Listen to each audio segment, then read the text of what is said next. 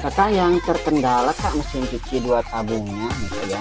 Airnya selalu keluar terus ya kak, tidak dapat menampung air nih karena waktu mencuci tiba-tiba airnya berkurang kan. Ada dapat disebabkan karena ini kan karet seal pembuangan air mesin cuci ini kak rusak ya kak, atau terganjal ya kak biasanya. Ini kakak tinggal buka aja ya kak. Pertama ini putarkan ini kayak kak, kendorkan dulu ya kak, kendorkan terlebih dahulu ya kak nih untuk tali penariknya ya kak sebentar.